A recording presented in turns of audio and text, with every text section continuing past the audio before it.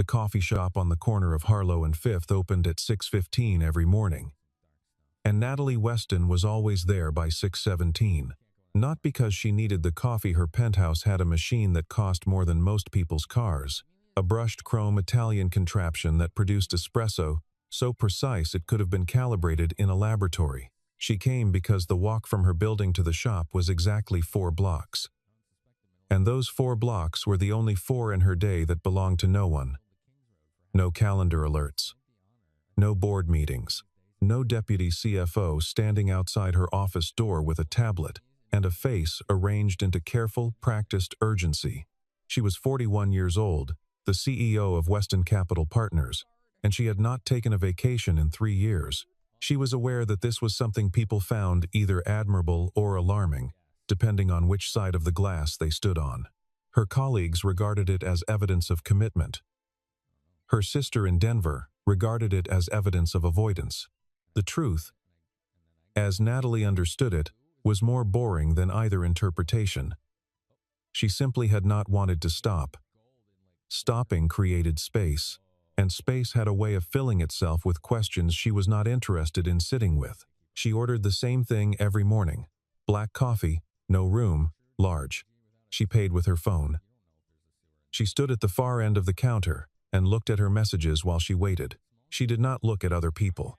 Other people were the noise between the notes. And she had learned, very early, that the only way to conduct the symphony of her life was to filter out everything that wasn't essential. The man and his daughter were not essential. She noticed them in the distant, peripheral way you notice a lamp or a coat rack sometime in late September. Roughly 3 weeks after they first appeared in her morning routine, he was there before she arrived, always. He stood at the pickup counter with the small, deliberate patience of someone who has nowhere better to be and has made peace with it. He wore the same rotation of clean but well-worn clothes. A slate gray Henley one day, a faded olive work shirt the next, jeans that had been washed so many times they had softened to the color of a cloudy sky. His daughter was 7, maybe 8. Small. Copper-haired. She wore her school backpack even inside the coffee shop, as though she were afraid someone might make a sudden announcement that it was time to leave, and she didn't want to be caught unprepared. The girl looked at Natalie sometimes. Not rudely. Not staring. Just the open, undefended curiosity of a child who hasn't yet learned that it's impolite to notice things. She had large gray eyes and a gap between her front teeth, and she would look at Natalie the way you might look at an interesting cloud formation briefly, without agenda, then back to her father. Natalie never looked back. Or rather, she looked but did not see. There is a difference.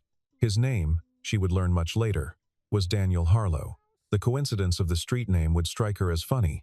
Eventually, though she was not the kind of person who found coincidences funny in real time, she processed them later, quietly, in the dark. He had a daughter named Cora. These were facts she would collect later. The way you collect receipts, stuffing them into a pocket without reading them, finding them weeks afterward, and discovering they told a story you hadn't known you were living. October arrived cold and deliberate. Natalie was managing the acquisition of a mid-sized asset management firm in Philadelphia, a process that required 18-hour days and the kind of sustained concentration that hollowed a person out like weather hollows out sandstone. She dropped weight she hadn't intended to lose. She stopped running. She sat through meetings in glass-walled conference rooms and said precise, quiet things that made grown men rearrange their financial projections. And afterward she drove home in silence and stood in her kitchen eating crackers over the sink. She still went to the coffee shop. It was the only constant that wasn't connected to the acquisition. And she clung to it with a stubbornness that she recognized, distantly, as something close to need. The man was always there. She never thought about why. The world is full of people who are always somewhere, and we do not think about why. A park bench has its regular. A bus stop has its waiting figure. The coffee shop on Harlow and Fifth had the man in the worn Henley and his copper-haired daughter, and Natalie paid them exactly as much attention as she paid the wooden sign above the counter that read, "Good coffee takes time," which was to say, she registered it. She did not think about it, and she moved on. One morning in mid-October, a Tuesday, she watched in the distracted, incidental way you watch as the little girl dropped her backpack near the door. The zipper hadn't been fully closed, and several things spilled out. A small composition notebook, a pencil case shaped like a carrot, 3 folded pieces of paper that immediately scattered across the floor in the draft from the door. The man was at the counter. He hadn't seen. Natalie was closer. She was aware of bending down before she'd made a conscious decision to bend down. She gathered the papers, drawings she saw in passing, careful and colorful drawings of horses and the notebook and the pencil case, and she held them out to the girl. Cora looked at her with those gray eyes. "Thank you," the girl said. Serious, composed. The way a small person speaks when they have been taught that courtesy is not performance, but character. "Sure," Natalie said. The man had turned by then. He looked at her with the same composure his daughter had, which was unusual in her experience. Most people, when they caught the eye of Natalie Weston, rearranged themselves slightly, straightened up, smiled wider than they needed to. He didn't. His expression was level and unhurried, and there was in it a quality she couldn't quite name, something like stillness, not the stillness of someone who has nothing to say, but of someone who has decided that not everything needs to be said. "Thank you," he said. Same words as the girl. Same quiet register. "It's nothing," Natalie said. And she turned back to the counter, because her coffee was ready, and she had 17 minutes before her driver arrived. She did not think about it afterward, or she did not think that she was thinking about it. Daniel Harlow woke at 5:15 every morning. He made breakfast, real breakfast, eggs and toast, and fruit, cut into the particular shapes that Cora preferred, which changed by the week, and had to be renegotiated while Cora did the 15 minutes of reading her second-grade teacher required before school. He packed her lunch. He checked the weather. He ironed his shirt, though the ironing was more habit than necessity, a remnant of a former life that he hadn't been able to let go of entirely. The way you keep a book on a shelf you know you'll never read again because it reminds you of who you were when you bought it. He dropped Cora at school by 7:45. He was at the shop by 8. The shop, Harlow Mechanical, which occupied a narrow bay on the industrial side of 4th Street, was his. He had owned it for 2 years, though owned was doing a generous amount of work in that sentence. He had leased the space, purchased the equipment on a payment plan, and spent 14 months building a client base through the absolute unsexy basics. Showing up on time, doing what he said he would do, not lying about what something cost. Word spread the way it always spreads when someone is genuinely reliable in a world that has mostly stopped being so. His regulars referred him to their neighbors, who referred him to their co-workers, and by the time the second winter arrived, the calendar on his wall was full 2 weeks out, which was more than enough. He worked on engines, cars mostly, some motorcycles, occasionally a piece of agricultural equipment from one of the farms outside the city, which required a different kind of knowledge and a different kind of patience, and which he found, in a way he couldn't have explained without sounding precious, deeply satisfying. There was something in the diagnosis, the careful, systematic isolation of the problem, the moment when the disorder revealed its cause, and the cause revealed its solution that felt, to him, like a kind of thinking he had been built for.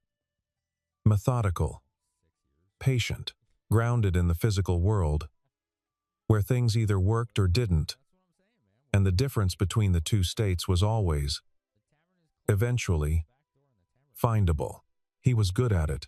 He had been good at other things, once, better paying things, things that had a different kind of status attached to them, the kind you measure in square footage and conference invitations, and the particular way other professionals say your name when they introduce you to a room. He thought about this sometimes not with bitterness, which surprised people when he said it, but with a kind of settled acceptance, the way you accept that you are no longer the person you were at 25, and decide whether to grieve it or simply note it and move forward. He had chosen forward. Cora was the reason, though he would not have described her that way. Cora wasn't a reason. She was a person. She was the person. And the life he was building, the early mornings, the grease under his nails, the coffee shop on the corner, the two of them in a too small apartment on Clement Street, where the radiator made a sound like a small animal trapped in the wall. This was not a consolation prize. This was the thing itself. He thought about the woman sometimes, the CEO. He didn't know she was a CEO. He knew she was someone, in the way that certain people carry their importance without needing to announce it. The posture, the quality of attention, the fact that she was always in a hurry but made the hurry look like a choice rather than a compulsion. Cora had asked him about her once, in the car on the way to school. That lady at the coffee place, Cora had said, eating a piece of apple from the container she kept in her bag for the drive. She always looks like something is hurting her. Daniel had considered this with the seriousness it deserved. Maybe she's just tired, he said. That's not what tired looks like, Cora said, with the authority of someone who had thought about it. Daniel didn't argue. He had found, in 8 years of parenting, that the things Cora said with most confidence were usually the things most worth sitting with. Natalie's Philadelphia deal closed in the second week of November. 12 days later, she sat in her office on the 31st floor and watched the city below her do its small, ordinary things, and felt for the first time in months the specific absence of purpose that follows the end of a very large project. She recognized it. She had felt it before. It was not depression. Exactly, though she had learned not to say that out loud to people who hadn't experienced the particular loneliness of succeeding at something and discovering that the success has a hollow center. She booked a dinner with her college roommate, Christine, for the following Thursday. She scheduled a haircut. She told her assistant, Ryan, that she wanted her December calendar to have, and this was the exact word she used, gaps. Ryan looked at her with poorly concealed alarm. Gaps, he repeated. Blocks of unscheduled time, she said. I'm told they're healthy. He wrote it down with the expression of a man transcribing something in a language he doesn't speak. The coffee shop, that week, felt different. She was still arriving at 6:17, still ordering the same coffee, still standing at the far end of the counter, but without the acquisition bearing down on her, she noticed, actually present in the space. She could hear the music the baristas played, something low and acoustic. She could smell the pastries. She could see the man and his daughter. It struck her, arriving on a Wednesday morning, that she had been sharing a space with these two people for nearly 3 months and knew nothing about them. This was, she understood, not unusual. She knew nothing about the barista who made her coffee every morning, either, beyond the fact that his name was probably Jake based on the name tag, and that he had recently changed his hair. But the man and his daughter were a particular kind of regular, the kind whose continued presence begins to feel like weather unremarkable until the day it changes, at which point you realize you'd been counting on it without knowing. She almost spoke to them on Wednesday. She stood with her coffee cooling slightly in her hand and watched the girl Cora, though she didn't know the name yet, arrange 3 sugar packets into a small pyramid on the table, her tongue between her teeth, her concentration absolute.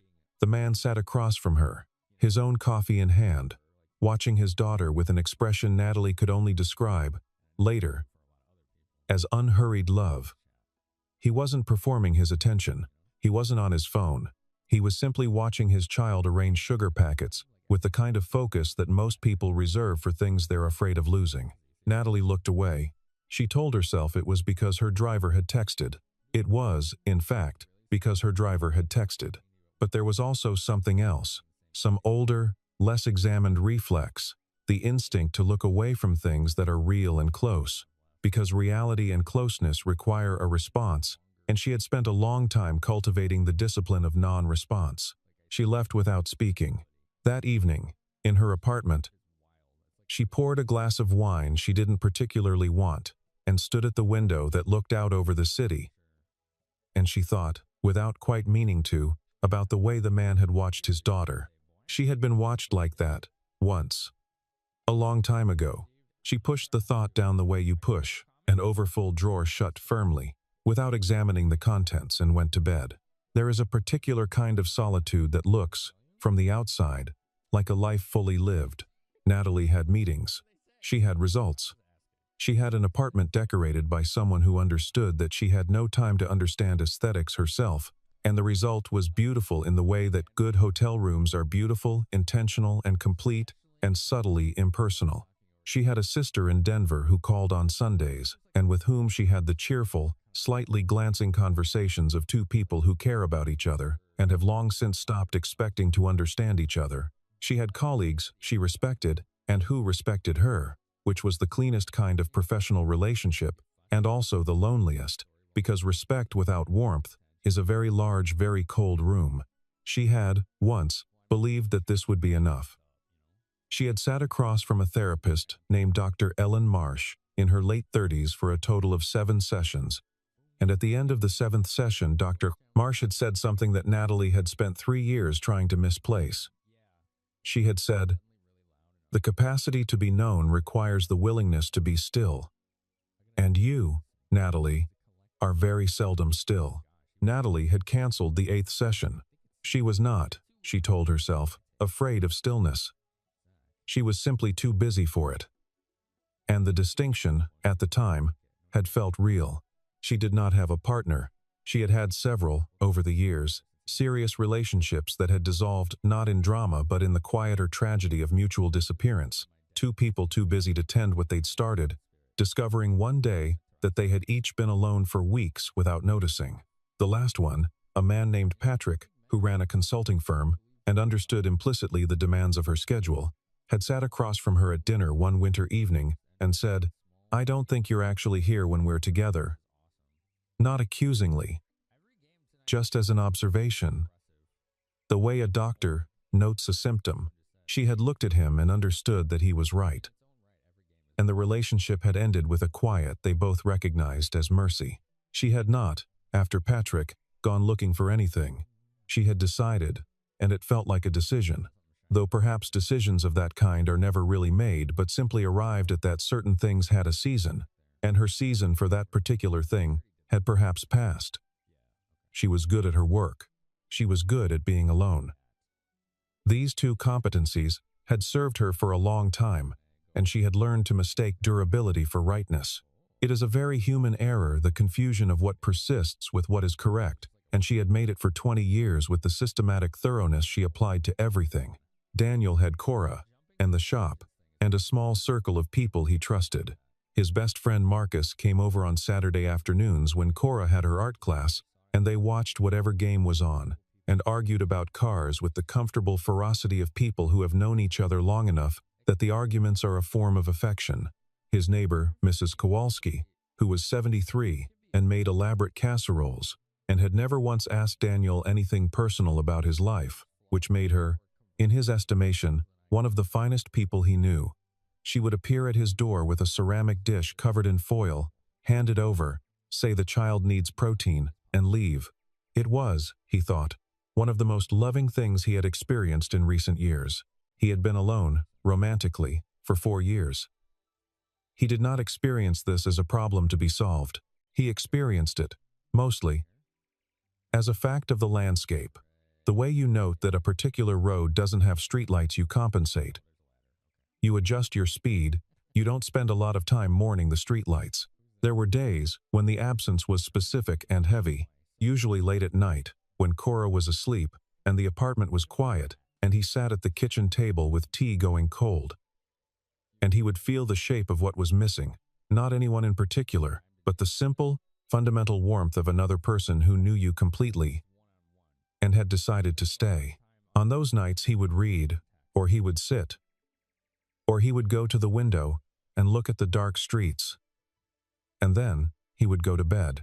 In the morning, Cora would appear in the doorway with her hair standing up on one side, and the particular expression of someone who has had a dream they're not sure about, and the absence would recede to its ordinary manageable size, and the day would begin.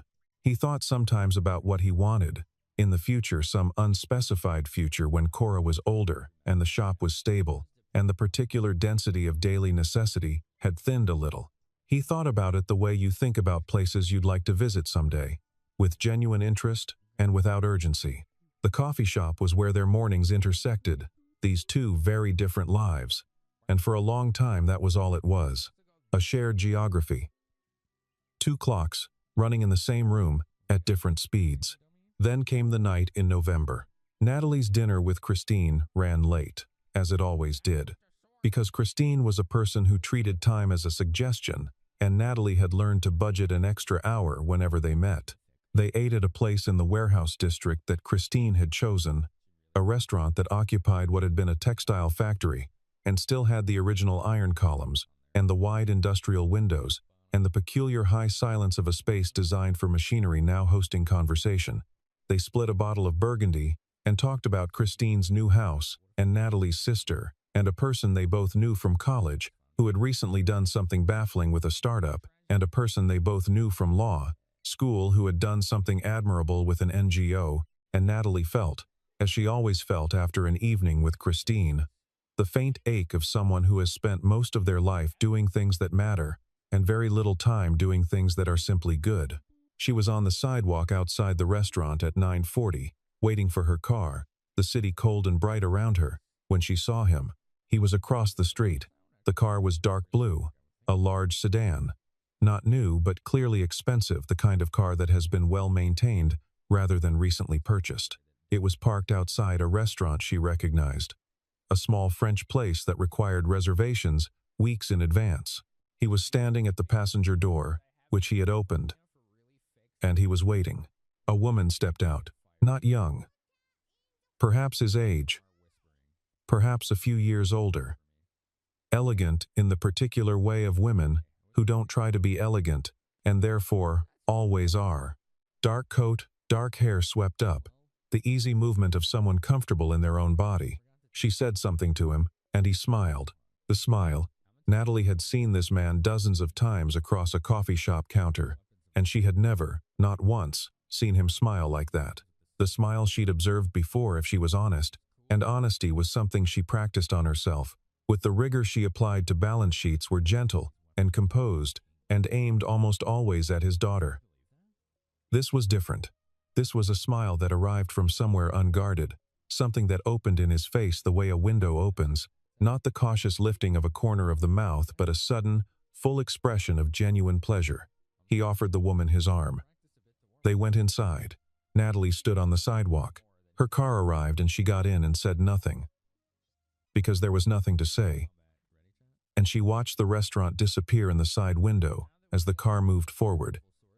And she thought, who is she? Not who is she to him, just who is she? The thought surprised her. She examined it carefully, the way she examined financial documents line by line, without sentiment. What she found underneath it was stranger than she expected. Not jealousy, exactly. Jealousy requires a claim, and she had no claim to make. But something adjacent, a sharp awareness of absence, of a door she had not noticed, until she saw it open for someone else. She went home and stood in her kitchen and did not eat crackers over the sink. She made tea, which was not something she usually did, and she sat at the kitchen island and drank it slowly and thought, for the first time in years, about what she looked like from the outside. She went to the coffee shop the next morning the way she went every morning. He was there. His daughter was there, eating a muffin in careful, methodical pieces, reading something on the table in front of her, a library book. The spine creased from repeated opening. The man was looking at his phone, not urgently, his coffee half finished. The expression on his face, the ordinary, mild expression of someone with nowhere particular to be, and no pressing reason to leave. No sign of the woman from the night before. Natalie ordered her coffee. She stood at the far end of the counter. She looked at her messages. She did not look at her messages.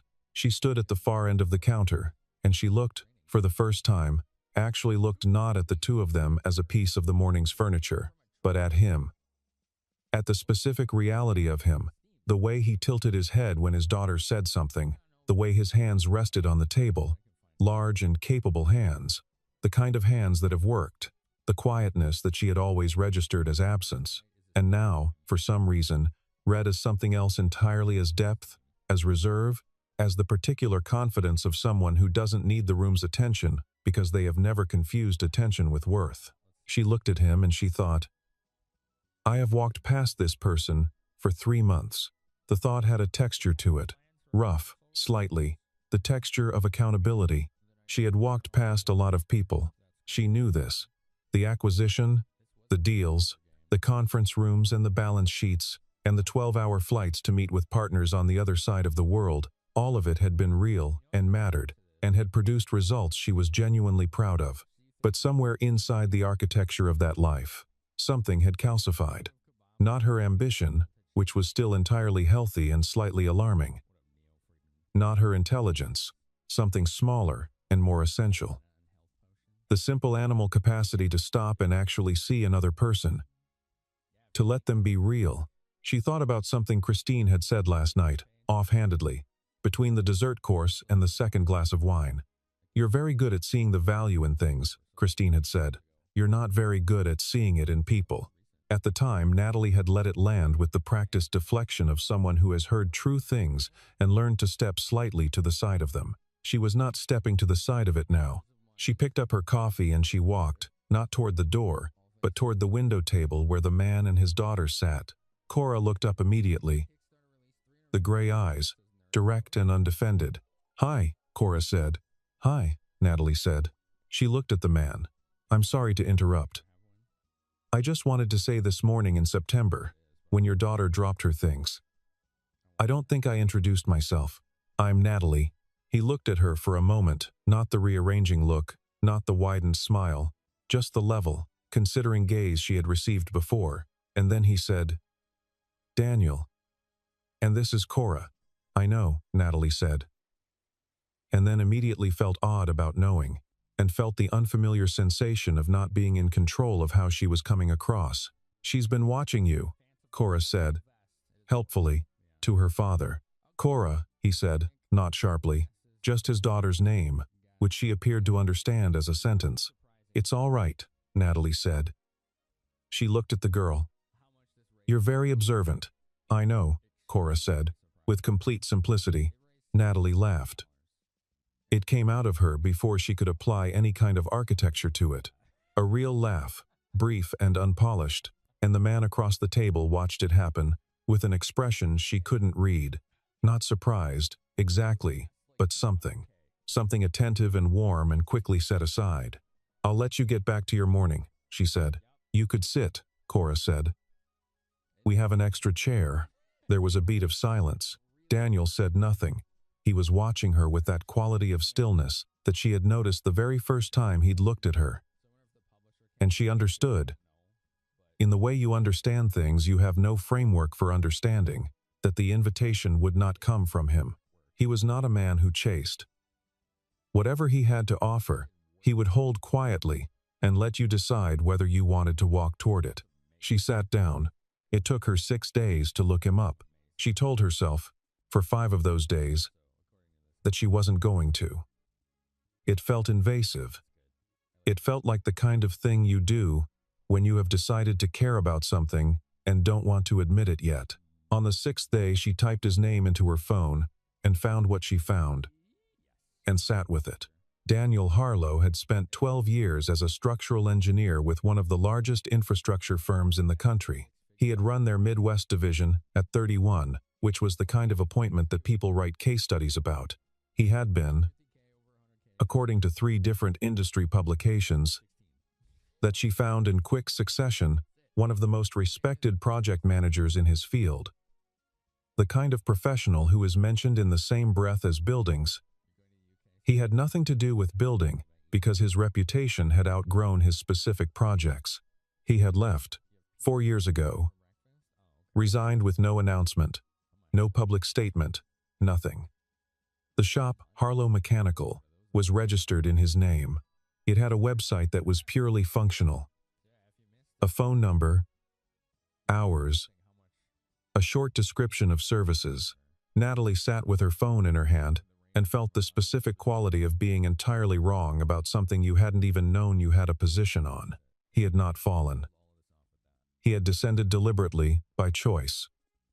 For reasons she could guess at and would not presume to confirm. And the life she had observed from across a coffee shop counter, the worn clothes, the practical hands, the small girl, the unhurried mornings, was not a life of limitation. It was a life of selection, He had selected, from a range of possible lives, the one that put him at that table with his daughter every morning, and he had arranged himself inside it with the kind of care that most people reserve for the things they love best. The woman from the restaurant, she had found that, too, without looking for it. A professional photograph on a firm's website. Susan Harlow, his sister, a corporate attorney, based in the city, apparently in town for a client meeting. The elegant woman, the smile she'd never seen before, the arm offered, the door held, the particular warmth of someone who has not seen their sibling enough. Natalie closed the browser and set her phone face down on the counter and looked at the ceiling of her kitchen for a long time. She thought about what she had assumed. She assembled the assumptions like evidence, laid them out. Worn clothes, therefore struggling. Ordinary life, therefore lesser. Single dad at a coffee shop, therefore reducible to that description. She had looked at a complete, complex, deliberate human being and seen only the surface, because she had not been willing to look long enough to see anything else, and the surface had been enough to make him invisible. She thought, I do this to everyone. The thought arrived without drama, without defense. Just a quiet, uncomfortable recognition. The kind that doesn't announce itself but settles in, takes weight, and stays. The following Tuesday morning, it rained. A cold, driving November rain that made the 4 blocks from her building to the coffee shop significantly less scenic. She arrived damp at the shoulders, which was unusual for her, and stood shaking out her umbrella near the door. He was there. Cora was not. She had presumably been dropped at school already, ahead of the rain. He was alone, reading something on his phone, a small paper bag on the table that she recognized as the ones the shop used for pastries. He looked up when she came in and did the slight nod that she had begun to recognize as his version of hello. She ordered her coffee. She stood at the far end of the counter. She thought about sitting down. She thought about it for the 4 minutes it took for her coffee to be ready. She picked up her cup, and she walked to his table, and she sat down. He looked at her without surprise. He folded his phone away. No Cora today, she said, dropped her early. The rain was supposed to start at 7. Responsible, she said. Or paranoid, he said. The corner of his mouth lifted slightly. Depends on who you ask. She wrapped both hands around her cup. She said, I want to apologize. He looked at her. I've been sharing a coffee shop with you for 3 months, she said. And I treated you like furniture. I'm aware that's a strange thing to apologize for. And I'm aware you probably didn't notice. But I noticed. I'm noticing now. He was quiet for a moment. Not uncomfortable quiet. His quiet was never uncomfortable. She had begun to understand. It was the quiet of someone who gives words the courtesy of actually thinking about them before they respond. You were busy, he said. That's a generous reading. It's the accurate one, he said. I've watched busy people a lot.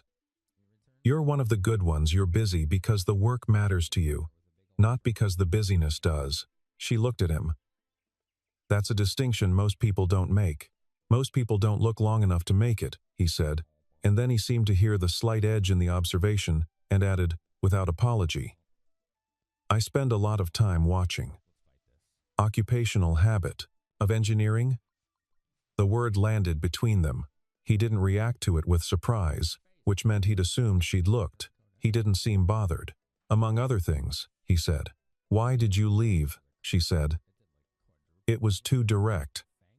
She knew it was too direct, even as she said it, but she had spent 20 years being too direct and had long ago decided that the alternative, the careful social indirection of people who were afraid to ask for what they actually wanted, cost more than it saved. He considered the question with the seriousness it deserved. My wife died, he said, 4 years ago, and I realized I had built a very impressive career out of solving other people's structural problems, and I didn't actually know how to be in the same room as my daughter for longer than 40 minutes without looking at my phone. A beat. Seemed like a design flaw worth addressing. Natalie said nothing. She held her coffee, and she felt, somewhere in the territory of her chest, a pressure that was not quite sadness and not quite recognition but was some third thing that contained both. I'm sorry, she said. About your wife. Thank you, he said. Simply. Without either performance or deflection, they sat in the rain sound of the coffee shop.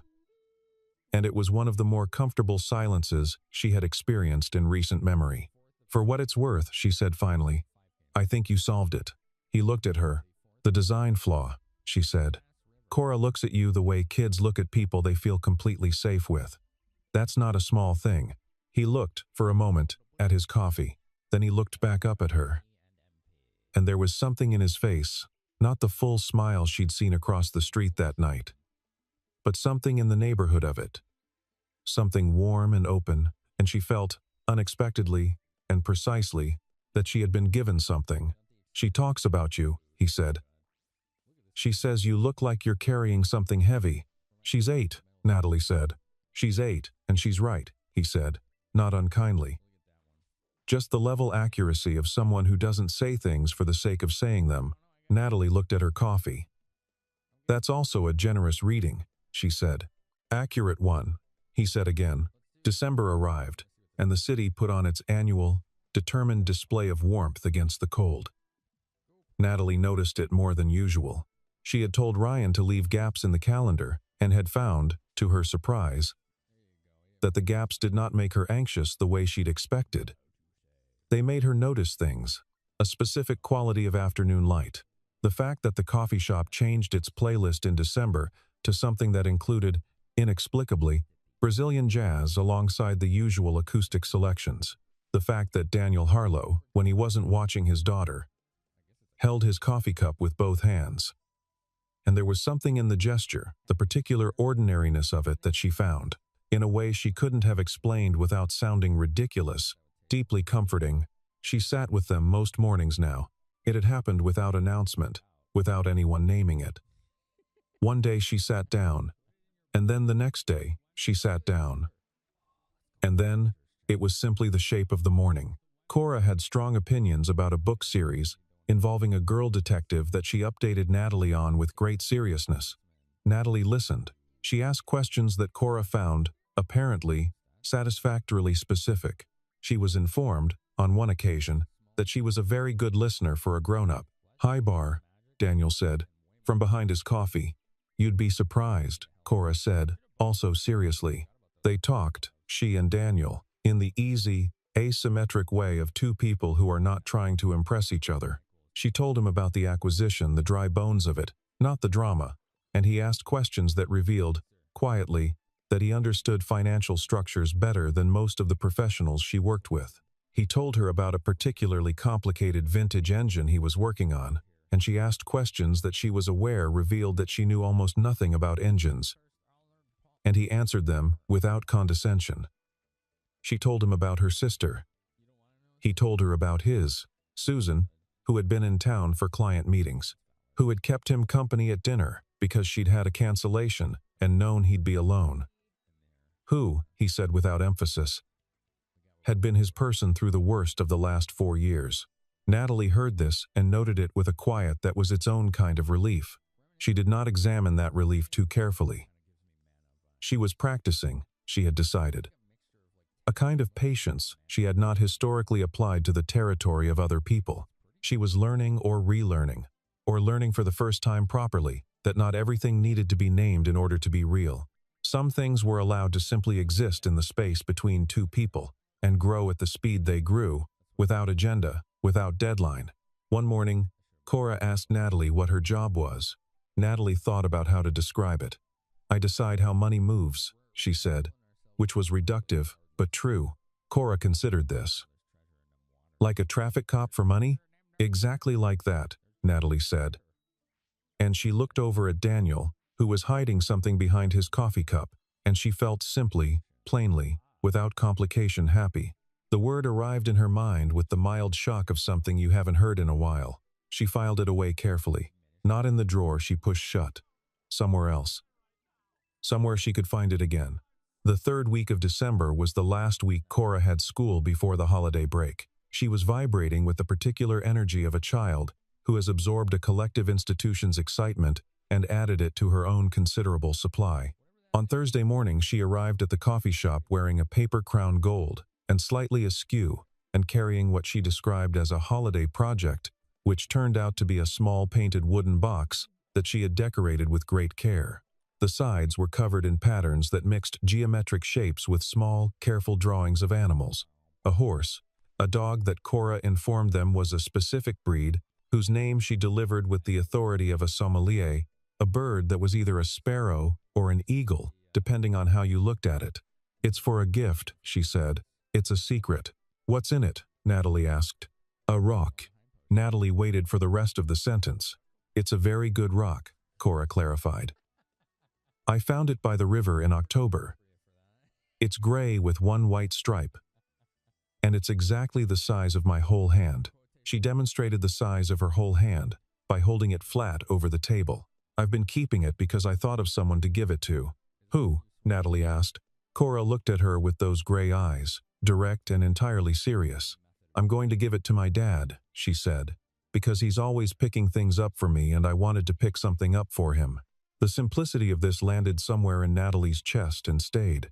She looked, involuntarily, at Daniel. He was looking at his daughter with the expression she had recognized on their very first morning at this table together, the unhurried love, the unperforming attention, the look of someone who is completely present in the only moment that exists. His hands were around his coffee cup. His shoulders were relaxed. He was, she understood, fully here, not half here, while the other half cataloged a to-do list or drafted a response to something that had already happened. Here, with his daughter, in the coffee shop. On a Thursday morning, in December, she had spent 20 years believing that the measure of a life was what you built. The bigger the structure, the more significant the life. She had built considerable structures. She was still building them, and she was good at it. And none of that was wrong. But she was sitting in a coffee shop across from a man who had walked away from the size of the structure and toward the quality of the thing that lived inside it. And she was beginning to understand not as a critique of her own life, but as a simple widening of what she allowed herself to recognize as valuable, that there were kinds of intelligence she had spent her life either overlooking or treating as adjacent to the real thing. The intelligence to know what you actually need. The intelligence to stop. The intelligence to look at your daughter's paper crown and find it, genuinely and without irony. Beautiful. He caught her looking. She didn't look away. He didn't either. There was something between them, in that held look, not declaration, not the clean arc of a romantic climax. Something smaller and more specific. A mutual recognition, an acknowledgement that the space between them, over these weeks of morning coffee and Brazilian jazz, and a small girl's pronouncements on books and traffic cop money, and the size of a found rock, that this space had become inhabited. Not crossed. Inhabited. She thought about what she had been. 3 months ago, standing at the far end of a counter, looking at her messages. The shape she had made of herself. Contained, efficient. Sealed at the edges. She thought about what it had cost and what it had given her, and she arrived, sitting in a corner table in the coffee shop on Harlow and Fifth, at a reckoning that was not dramatic and not complete, just honest. She had looked for 30 years and not seen. She was learning to see now. Cora was wrapping the painted box in a small piece of patterned paper, her tongue between her teeth, her concentration absolute. And Daniel was watching her with everything he had, and Natalie sat with them in the morning and the music and the smell of coffee, and she did not feel like furniture. She felt, for the first time in longer than she could precisely locate, like she was exactly where she was. There was no grand gesture. No speech she had prepared. No plan she had been executing. There was just the table, the three of them, the box with its careful drawings, the gold paper crown listing gently to one side. And outside the window, the first snow of December beginning its slow, undramatic arrival. Not the dramatic blizzard kind, but the quiet kind, the kind that falls without announcement and coats everything in a softness that makes the familiar look briefly, perfectly new. The brass bells above the door rang as a new customer came in. Cold air moved briefly through the room. Cora looked up at the sound, then back at her wrapping project, and said, without looking up, "Do you think the bird looks like an eagle or a sparrow?" "Eagle," Natalie said. "Sparrow," Daniel said, at the same moment. They looked at each other. Cora looked between them. "Dad's wrong," Cora said, returning to her work. "I drew an eagle." "Then it's an eagle," Daniel said, with the undefended confidence of someone who knows which battles matter and which ones are simply gifts you give. Natalie looked at him. He was already looking at her, and he was not smiling. Exactly. Something that preceded a smile. Something that lived in the vicinity of ease and warmth, and the specific, unrepeatable quality of two people discovering, without either of them saying so, that the morning has become a thing worth returning to. She wrapped both hands around her cup. She thought, "I see you," not as something to fix, not as something to win, not as a mistake to correct or a gap in her portfolio or a project she would eventually get right. As a man drinking his coffee, as a father watching his daughter, as a person who had built something real from the wreckage of something that had almost broken him, and who carried it all with a quietness she had spent her life walking past without stopping. As someone who had always been there, as someone she had finally decided to look at. The snow came down outside the window, slow and deliberate. Cora held up the finished box. "Does it look good?" she asked both of them, without preference. "It looks very good," Daniel said. Natalie looked at the small painted box in the small careful hands, and at the crown made of gold paper tilted at its hopeless angle, and at the man across the table who did not need her to say anything, and at the snow making the city outside into something brief and quiet and soft. "It looks exactly right," she said. And for once, for the first time, in a very long time, she meant all of it. Outside, the snow kept falling, unhurried, like something that had always known where it was going, like something that had been on its way for a very long time, and had finally, quietly, arrived.